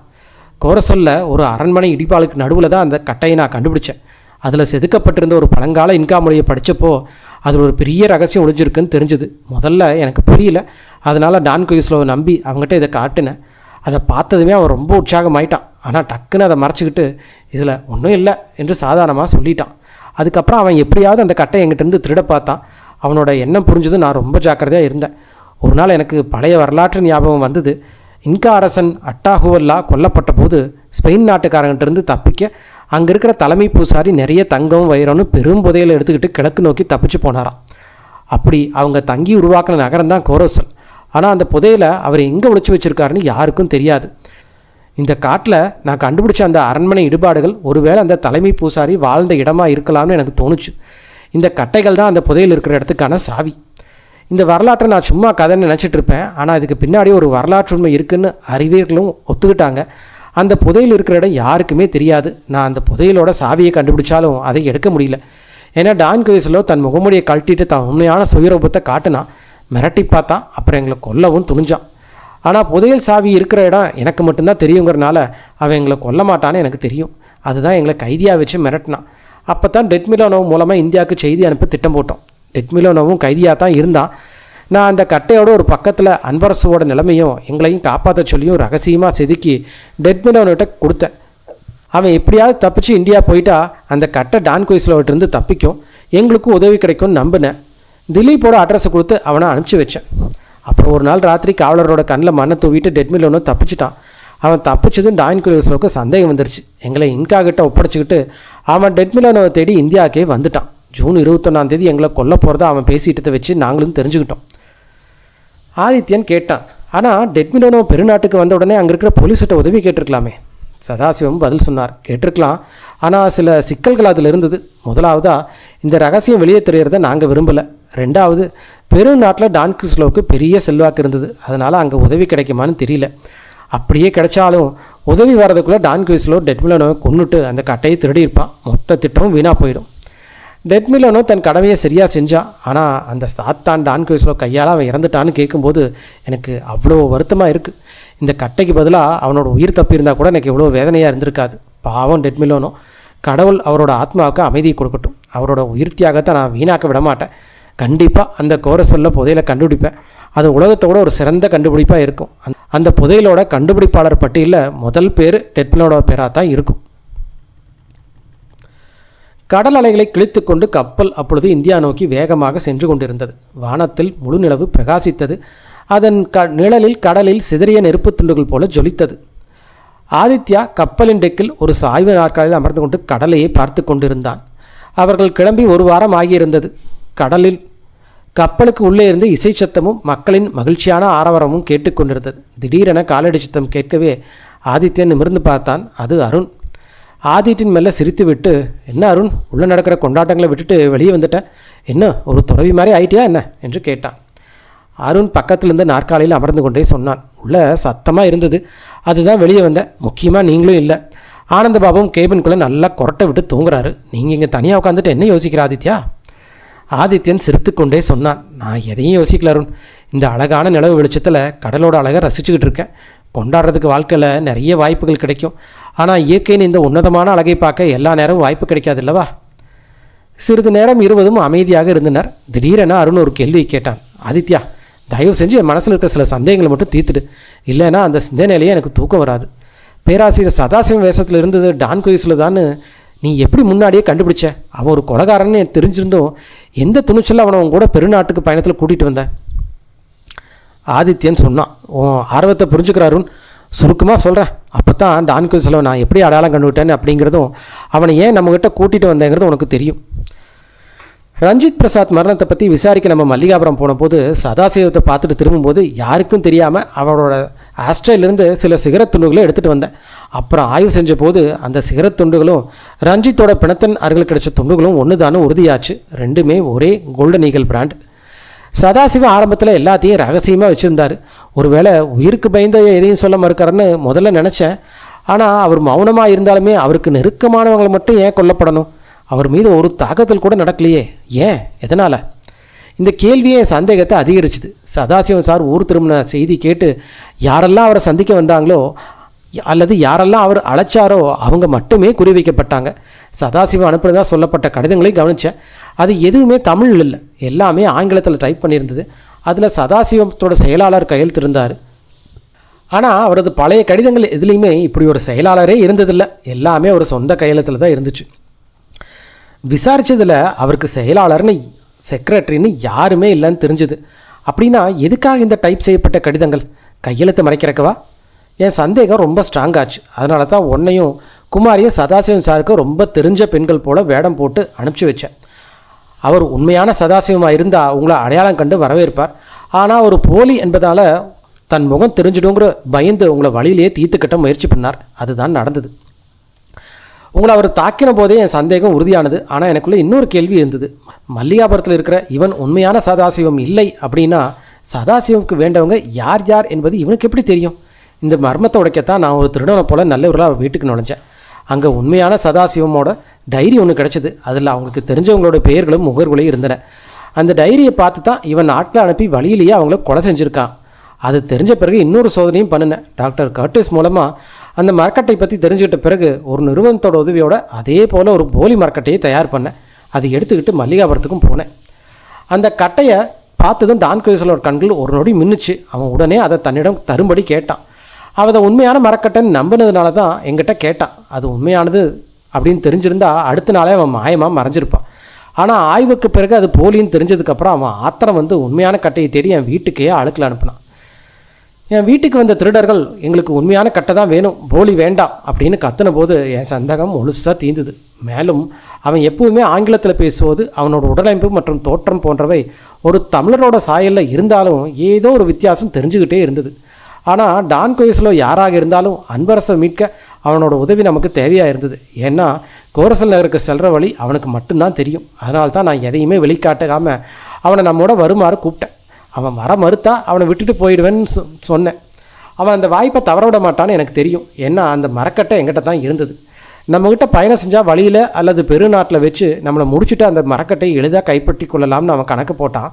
ஆனால் அதுவே எனக்கும் வசதியாக போச்சு. எதிரியோட தலைவன் நம் கண்ணெதிரே இருக்கும்போது ஆபத்து எங்கிருந்து வரும் அப்படிங்கிறத நம்மளால் எளிதாக உணர முடியும் அல்லவா? ஆதித்யன் சொல்லி முடிக்கையில் கப்பல் அலைகளை கிழித்து கொண்டு இந்தியாவை நோக்கி பயணத்தை தொடர்ந்தது. ஆதித்யன் மேலும் தொடர்ந்தான். கண்ணுக்கு தெரியாத எதிரியை விட கண்ணுக்கு முன்னாடி இருக்கிற எதிரி ஆபத்து குறைவானவன். நாங்கள் 2 பேரும் முற்றிலும் மாறுபட்ட நோக்கங்களோடு தான் அந்த பயணத்தை தொடங்கினோம்.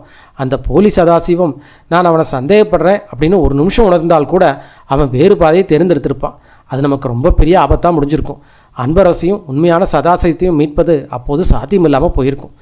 தன் சுயநலத்துக்காக அப்படின்னாலும் அந்த போலி சதாசிவமே நம்மளுக்கு கோரோசல் நகருக்கு செல்லும் வழிகாட்டியாக இருந்தான் அப்படிங்கிறது மறந்துடக்கூடாது.